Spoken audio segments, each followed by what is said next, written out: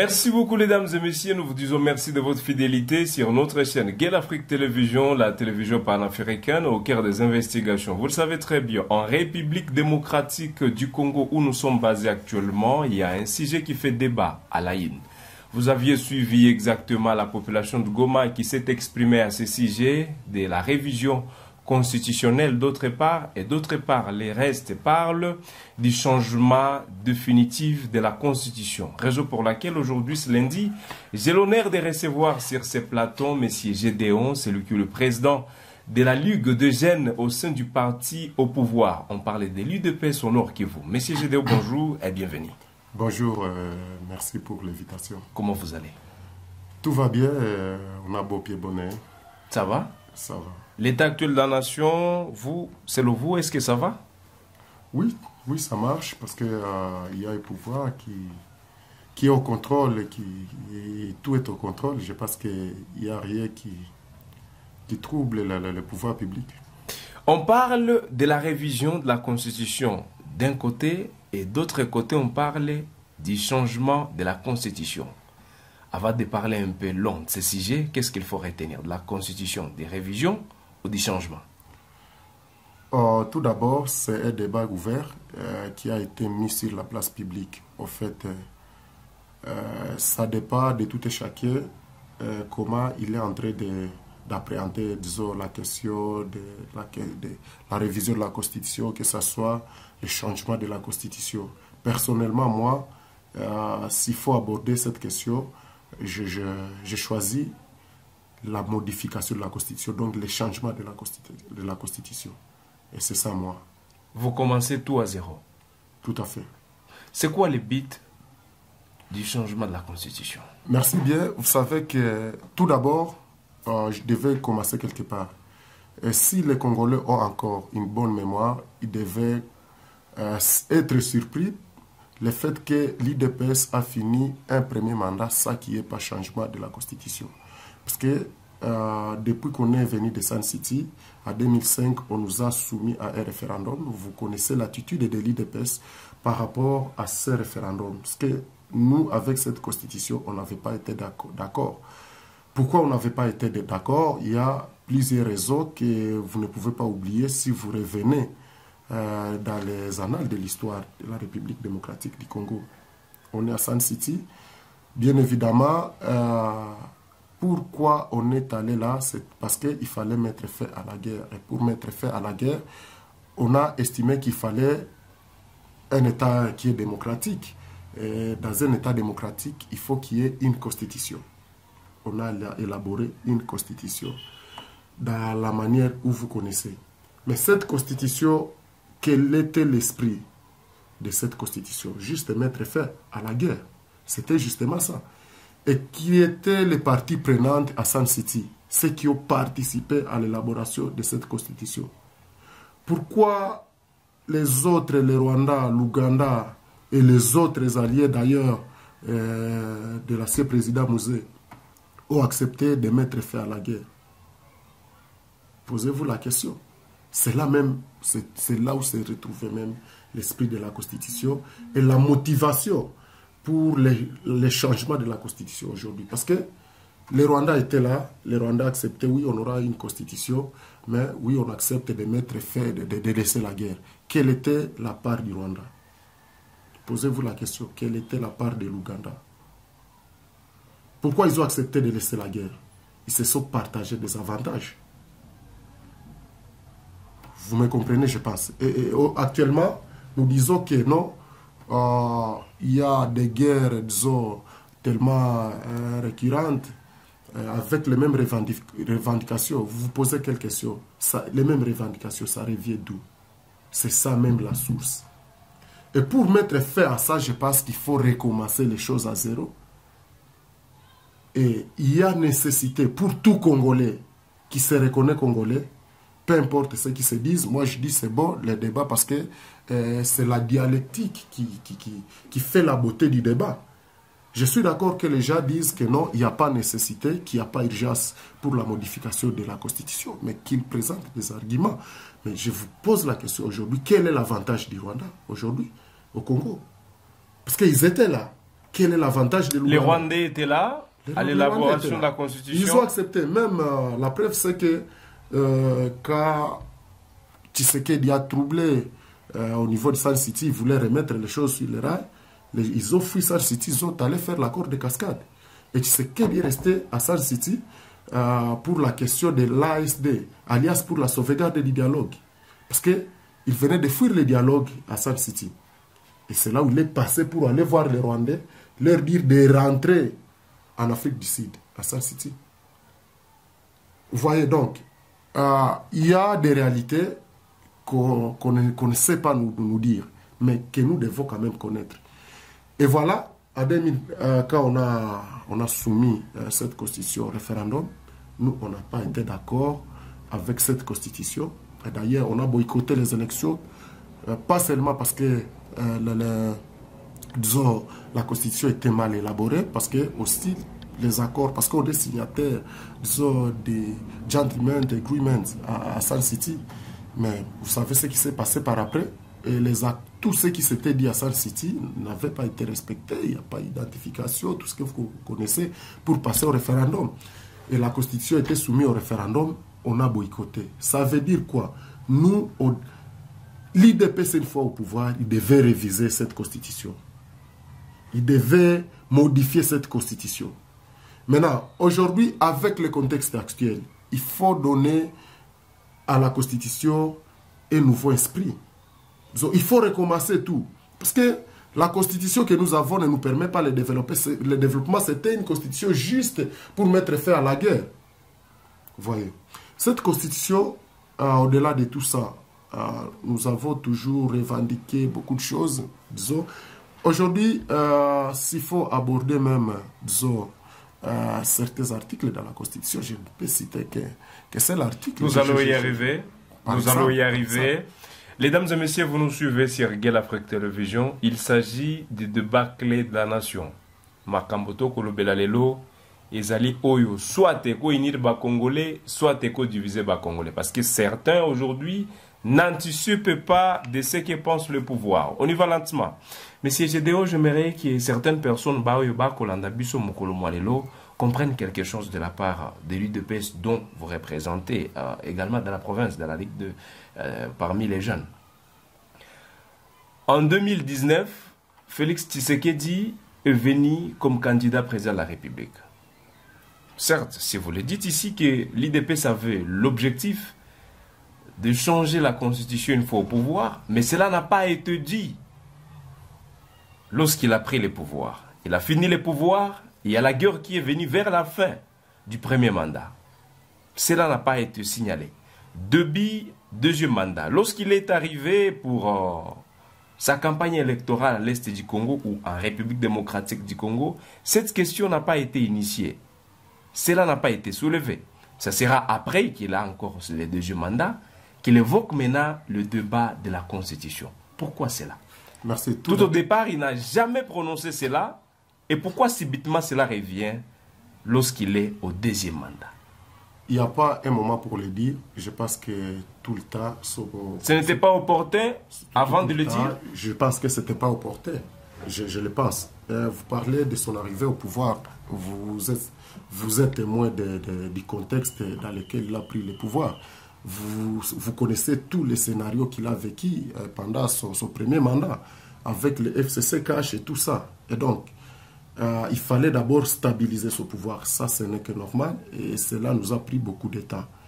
Et maintenant, dès qu'il est arrivé au pouvoir, parce que je voulais élaguer cette paire qui tienne beaucoup de nos compatriotes. Parce que s'il s'agissait, parce on essaie de prêter intention, mais s'il s'agissait de se maintenir au pouvoir, je pense qu'il allait le dire juste à la fin de son deuxième mandat. Mais juste quand il est en train de commencer au début de son deuxième mandat, il dit non, nous devons modifier la Constitution. Dans sa campagne, il n'a jamais prononcé cela? Oui, tout ne se dit pas dans la campagne. Au début de son mandat, il n'a jamais dit cela. Il n'a jamais alors manifesté l'intention de vouloir changer la Constitution. Il n'était pas tenu de le dire, mais quand même, il disait des choses qui nécessitaient le changement de la Constitution. Je vais citer. Quand il vous dit que non, dans ces pays, il faut qu'il y ait nomination des gouverneurs. Vous voyez. Quand il vous dit que les gouverneurs pouvaient faire les élections, passer aux élections au suffrage universel direct, que ce soit les sénateurs, ça veut dire quoi? Ce n'est pas figuré dans la Constitution. Et donc, il fallait qu'on touche la Constitution. C'était ça les sous-entendus. C'est pas vous qui... C'est vous qui ne comprenez pas ce qui est en train de se dire. Il a évoqué beaucoup de choses. Et autant de choses qui nécessitent d'abord que la Constitution soit touchée. Et comment ils pouvaient le dire? Ce n'est pas qu'ils disent non, il faut changer la Constitution. Mais à vous, vous dites non, ça c'est pas constitutionnel. Ça veut dire il faut changer la Constitution. Et donc il avait déjà dit d'une manière ou d'une autre. Alors, en tant qu'IDPS, je veux toucher un aspect. Nous, dans la forme de l'État, on prend une forme de l'État qui est le fédéralisme. Vous voyez, aujourd'hui, nous sommes dans une forme qui semble être hybride. Constitutionnellement par là, on nous dit que nous sommes fortement décentralisés. Mais quand vous voyez la façon dont les choses sont en train de se gérer, on se dit que mais ça, c'est le régionalisme. Vous voyez, et donc, réellement, on est dans quoi? On vit quoi? Tu vois? Et donc, la nécessité de changer la Constitution est là. Et nous, dans le fédéralisme, nous pensons que ça peut permettre le développement, disons, des provinces avec l'autonomie qu'on peut confier, disons, qu'on peut reconnaître à beaucoup d'autres provinces. Ça, à l'IDPS, c'est ça la forme de l'État qu'on essaie de prôner. Et vous imaginez que nous allons le faire comment? Nous allons y arriver comment? Il faut qu'on change la Constitution. Donc, il ne faut pas voir le changement de la Constitution dans un aspect que vous voulez donner. Non. Il faut voir les changements. C'est quoi l'aspect dont vous l'attribuez aujourd'hui? C'est que vous l'attribuez. Vous voyez, nous, l'aspect que nous l'attribuons, c'est le développement de ces pays, parce que ce pays est en train de rester à la traîne, nonobstant, disons, la bonne foi, la bonne volonté, mais on est bloqué quelque part. Vous imaginez, les gens parlent ici du budget, où on a voté tel budget, on est arrivé à 15 milliards, à 16 milliards, mais on ne sent pas l'impact de ce budget dans la population. Bien sûr que les autres le disent par mauvaise foi, mais il y a quand même des signaux pour montrer que le budget est en train de faire quelque chose. Mais comprenez que depuis qu'on est revenu de Sun City, il y a des gens qui ont été à Sun City et jusqu'à aujourd'hui commencent à toucher de l'argent de ces pays. On vous dit que non, il y a des anciens ministres, il y a des anciens, je ne sais pas, ils se sont donné les noms. Et ils ont de l'argent. Et moi aussi, je serai là, je serai ancien. Ceux qui vont passer seront des anciens. Mais qu'est-ce que vous donnez? Vous prétendez que le budget donne comme réponse au social de la population avec ça. Et quand on aura 1 million de personnes qui doivent toucher de l'argent, ça qui ne travaillent pas, ils sont à la maison, et l'enveloppe salariale, quel sera notre budget, quel sera notre, disons, comment on va toucher les social de la population demain après-demain. Donc, les choses dans ce pays, ce sont les textes, il faut tout revoir. Il faut tout revoir, il faut recommencer à zéro. Maintenant, je voulais ouvrir le débat sur les soupçons. Pourquoi les gens veulent contester la révision de la Constitution? On va y arriver. On va y arriver. Merci. J'ai une question là-dessus. Monsieur Gédéon, aujourd'hui, le débat de la Constitution à la une en République démocratique du Congo, pendant que l'Est de la République, on y va mollo mollo, pendant que l'Est de la République est en proie à l'insécurité, pensez-vous qu'il est normal d'entamer 2 sujets aussi lourds dans ce sens? Merci bien. Je pense que c'est une confusion que vous prêtez. Mais le débat sur la révision de la Constitution ne va pas arrêter les services habilités de jouer leur rôle. Et donc, sans que je sois contredit, il y a comme si, à l'est du pays, il y a blocage de la guerre. À moins que tu me contredis. Parce que le FARDC respecte le cessez-le-feu. Tout à fait. Aujourd'hui, on sent que ce cessez-le-feu est en train d'être respecté par les FARDC. Ce n'est pas quelque chose à cacher. On observe ça tous. Mais la guerre est en train d'être gérée. Et je ne vois pas, hier on parlait du M23, de son avancée. Aujourd'hui, vous êtes conscient qu'il y a arrêt de tous les côtés. D'ailleurs, les formations que je vous donne aujourd'hui, c'est que le M23 est en train de se retirer de d'autres zones qu'il avait occupées. Et donc, l'armée, c'est aussi une armée persuasive. L'armée, ce n'est pas seulement l'armée. La force aussi de l'armée, on l'évalue par rapport à sa persuasion. Et donc, ce n'est pas autant qu'il faut qu'il y ait des bombes qui atterrissent, des crépitements de balles du matin au soir, que vous rassurez que non, il y a la guerre qui est en train de se passer. Non. Et le président Félix a joué sur cet aspect des choses. Il a essayé de renforcer, d'équiper et tout faire quoi pour faire de cette armée une armée persuasive. Pour que quand tu vois l'armée, tu te dis, ici je ne vais pas faire face. Et je pense qu'aujourd'hui... Mais malgré cela, les rebelles G23 nourrissent toujours les ambitions d'aller jusqu'à Pinga, M. Gédéon. Non, ce sont les ambitions utopiques. D'ailleurs, ils voulaient progresser à Pinga. Je connais, il y a eu une unité, les fantassés qui sont venus, qui les ont sabotés. La guerre est en train d'être gérée d'une manière pacifique. La diplomatie est en train de s'occuper de cette question. À cas de nécessité, parce qu'il n'y a pas une nécessité. Je pense que d'ailleurs, la question est bien gérée, sauf qu'on est en train de compatir avec nos concitoyens qui sont en train de souffrir dans des cas de déplacés qui sont des déplacés forcés. C'est ce qui fait... C'est ce qui nous fait comme... C'est le choc que nous avons aujourd'hui. Au-delà de ça, mais on dirait que la guerre est en train d'être bien gérée, qu'on se dise la vérité. Il n'y a pas à craindre. Il n'y a pas à craindre aujourd'hui sur la question du M23. Je pense que c'est Kagame qui a la diarrhée de l'autre côté. Et il faut suivre les choses de trop près. Et donc, cela ne va pas empêcher la question de révision de la Constitution. C'est un débat qui a été mis à la place publique. Et donc, ce débat ne nécessite pas seulement qui est, disons, le retrait définitif du M23 pour que... Non, la vie continue.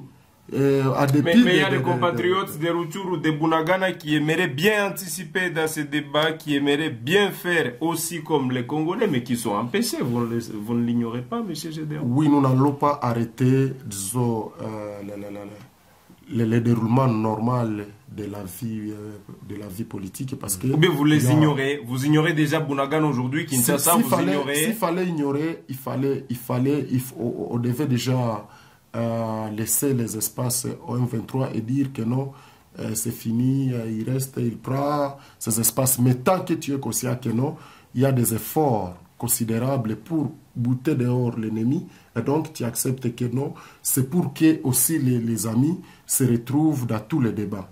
Vous voyez, ce n'est pas seulement les débats, il y a les élections qui doivent se passer aussi à Rutshuru, les élections au niveau législatif. Nous attendons toujours. Et le gouvernement n'a pas mis de côté cette question, non. Le gouvernement va régler aussi cette question. Il y a des efforts considérables pour que cette question puisse trouver solution. On en parle aujourd'hui. Moi-même, j'étais sur le terrain, je me suis entretenu avec la population de l'Est du Kivu. J'étais dans plusieurs agglomérations. Moi, seul, je ne dis pas ce que quelqu'un a fait, moi-même, je le fais. Je me suis entretenu avec la population sur savoir c'est quoi leur pensée vis-à-vis de la révision de la Constitution. Certains d'entre eux ont dit, il est important d'abord qu'on finisse la guerre, après la guerre. Après que les déplacés se rassurent, ils sont dans leurs milliers respectifs. C'est ainsi on reviendra sur le débat de la révision de la Constitution. Pensez-vous c'est ce qu'espère Kinshasa ou Kinshasa espère faire outre que ce que pensent les souverains primaires? Si c'était moi qui vous posais la question, j'allais vous poser la question de savoir à quand la révision de la Constitution. Mais non. On n'a pas dit telle date, la Constitution sera modifiée. Non. Il y a un débat. Il faut rencontrer ce débat-là à la place publique pendant que la question de la guerre est en train d'être résolue. Le moment où nous sommes quand même, nous avons toutes les opportunités pour discuter sur la question, on peut discuter. Et le moment qu'eux aussi seront là, quand la question sera résolue, ils vont nous retrouver dans ce débat. C'est logique. Et donc, On n'a pas dit que la révision de la Constitution, c'est demain pour dire qu'on les a ignorés. Le président de la République a été clair sur ce sujet. Déjà 2025, on aura des équipes qui vont travailler sur ce sujet. Il a été clair, à moins qu'il y ait quelqu'un. Et toute cette population de Rutshuru fera partie de cette commission. Je vous pose la question. S'il y a quelqu'un de Rutshuru que nous estimons qui fera partie de la commission pour ce débat-là de la révision de la Constitution, du changement de la Constitution, comme moi je le souhaite, non. Il sera considéré, il sera là, ils seront représentés. D'ailleurs, je pense que la population, nos concitoyens de Rutshuru sont représentés par leurs anciens députés. Ils sont là. Est-ce qu'il n'y a pas de députés de Rutshuru? Il n'y a pas de députés de Massissi? Ils sont là. Il n'y a pas de députés de Nyiragongo, ils sont là. Monsieur Donc, Gédéon, il faut recadrer les choses, il faut bien orienter les choses, il faut dire les choses telles qu'elles ne sont pas biaisées les réalités. selon vous, des petites questions avant de passer un peu sur ce qui concerne le parti au pouvoir également. Selon vous, Gédéon, c'est quoi les avantages et les désavantages du changement de cette constitution? Tout d'abord, si on changeait la constitution, il fallait clarifier les choses parce que tout semble nous être flou. Parce que, je vous dis ici, si vous faites le parallélisme entre l'accord de l'Emera et notre constitution, vous trouverez que non. Et c'est du copier-coller. On nous a ramené quelque chose qui avait déjà été N'y a-t-il pas de Congolais qui étaient présents? Mais est-ce que les Congolais là ont engagé la population congolaise? Et si vous allez là dans une rébellion, vous prenez des accords, à quoi ça engage le peuple congolais? Et donc, si on changeait aujourd'hui la Constitution, les avantages, c'est que certaines revendications vont cesser. C'est ça aussi. Si on changeait aujourd'hui la Constitution, peut-être... À titre d'exemple, je ne loue pas, à titre d'exemple, quelques revendications, à titre d'exemple? À titre d'exemple, que revendique le M23? J'ai commencé par là. Quand on parle du M23, on parle du Rwanda. Et ils sont partie prenante de l'élaboration de cette Constitution. Quels sont ces avantages? Vous pouvez me citer les avantages du Rwanda aujourd'hui. Et donc, il faut que les choses soient claires. Vous voyez? Et donc, la Constitution doit être clarifiée. Vous m'avez dit qu'on y arrivera, mais je vous ai dit ici qu'il y a l'article entre 50 et 51 qui parle de la minorité. Et quand on parle de cette minorité, les sous-entendus, c'est qui? Or, on donne une brèche, tout le monde peut se réveiller, il prend les armes que je suis minoritaire, donc il faut me reconnaître quelque chose. Mais aujourd'hui, quand on parle de cette minorité, vous connaissez s'il s'agit de qui? Mais pourquoi il faut donner cette brèche-là, de prendre les armes parce qu'on est minoritaire? Ça, c'est la Constitution. Aujourd'hui, le président, on ne sait pas, trop de confusion. Le président peut ratifier, traiter, je ne sais pas, l'article 145, 146. L'Assemblée aussi peut ratifier, disons, et traiter. Qui peut le faire? Qu'on nous dise vrai. Donc, il y a des choses qui portent confusion. Aujourd'hui, vous parlez disons, de l'immoralité des politiciens. Et je parle, la justice... Comme ça s'observe avec le gouvernement actuel, oui, dont vous faites partie également. Donc vous êtes au régime aujourd'hui. Bon, les détournements du siècle, comme on n'en parlait pas. C'est vous qui le dites, parce qu'aujourd'hui vous parlez de détournement. C'est nous qui sommes en train de montrer qu'il y a détournement, qu'il y a détournement. Mais depuis Mobutu, ce pays est caractérisé par un détournement et personne ne le disait. Bien que vous le dites aujourd'hui, M. Gédéon, mais quelles sont les actions? Au moins, nous, on parle de l'affaire Lampadaire, dont on n'en parlait même plus. Ça, c'est le début du changement parce que à l'époque, l'affaire Lampadaire, vous n'alliez rien savoir. Vous n'alliez rien savoir. Ça devait passer. Et nous, on le dit parce qu'on n'est pas d'accord avec tout ce qui se passe. Voilà, merci. On le dénonce. Nous sommes à la fin. Mesdames et messieurs, vous écoutez les motivations qui poussent l'IDPS aujourd'hui à changer la Constitution. La dernière question pour finir. Qui est le secrétaire AI de l'IDPS? Aujourd'hui, on parle de Deo Buzibou qui est le secrétaire parce que ça sont les textes. Le CNDP l'a confirmé comme secrétaire adjoint et c'est le seul organe. Comme Kabouya a été confirmé par le CNDP et Kaboun a été déchu par ce CNDP, de la même manière, Deo Buzibou a été, disons, a été installé par les CNDP et Kabouya a été déchu par Mais Kabouya représente encore le parti, lui qui a dit que si le parti a son état actuel aujourd'hui, c'est à cause de Kagame. Je pense qu'il est tombé trop bas et c'est ridicule. D'ailleurs, je condamne ça. C'est pas parce que Swahili, une fois, est arrivé dans une situation normale, ce sont les textes du parti qui ont permis à M. Deo Bizibou, c'est les textes qui ont fait de Deo Bizibou le secrétaire général du parti. Et comme c'est Swahili et que vous l'assimilez à un Rwandais, c'est ça les sous-attendus de Kabouya. Ça, nous condamnons fermement, surtout nous qui vivons ici à l'Est. Donc, il veut nous dire que nous, de l'Est, qui sont dans l'IDPS, nous sommes des Rwandais. Si on veut agir, donc c'est Kagame. C'est tout ce qu'il a voulu.